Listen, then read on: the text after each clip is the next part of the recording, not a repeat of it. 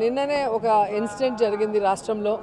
నిజంగా ప్రతి మహిళ కూడా బాధపడే విధంగా ఈరోజు గీతాంజలి తన జీవితాన్ని చాలించడం చాలా బాధేస్తుంది.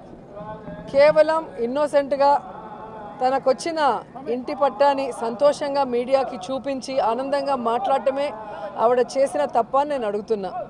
ఈరోజు ఐటీడీపీ కానీ జనసేన కానీ ఏ విధంగా ఆ అమ్మాయిని వల్గర్గా మెసేజ్లతో కానీ వీడియోస్తో ఎంత వేధించారో ఈరోజు అవన్నీ చూస్తుంటే మహిళని గౌరవిస్తున్న ఈ పుణ్యదేశంలో ఇలాంటి ఘటన నిజంగా చాలా దురదృష్టకరం.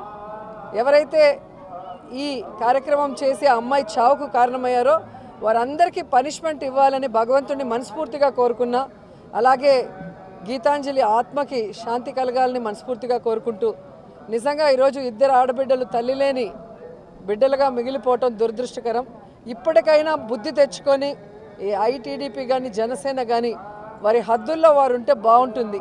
మహిళలు అంటే చులకనగా మాట్లాడటం, వల్గర్గా మెసేజ్లు పెట్టడం, చివరికి మనిషి ప్రాణాలు తీసుకునే స్థాయికి వాళ్ళని హ్యూమిలేట్ చేయడం కరెక్ట్ కాదని కూడా ఈ సందర్భంగా తెలియజేస్తూ, సో మహిళలందరూ కూడా దీని మీద గట్టిగా స్పందించాలి, ఒక నిర్ణయం కూడా తీసుకోవాలి. రాబోయే ఈ ఎన్నికల్లో మహిళల్ని చులకనగా చూసే, మహిళల్ని కేర్లెస్గా చూసే, మహిళల జీవితాల్ని నాశనం చేసే ఆ తెలుగుదేశం జనసేనని తరిమి కొట్టాలని కూడా కోరుకుంటున్నా. ఎమ్మెల్యేగా కూడా గెలవలేదు, ఒక వార్డు మెంబర్కి కూడా గెలవనివాడు. వాడు చెప్పే మాటలకు కూడా ఆన్సర్ ఎవరిని ఇస్తారా?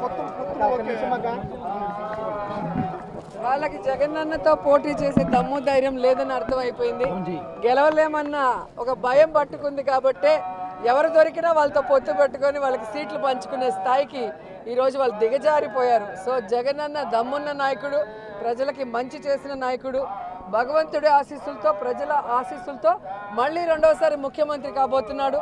ఈ రాష్ట్రాన్ని మరింత అభివృద్ధి వైపుకి నడిపిస్తూ ప్రజలకి మరింత సంక్షేమాన్ని ఇస్తాడని కూడా నేను చెప్పగలను. Subscribe to Social TV Telugu for more videos. Hit the bell icon for faster updates.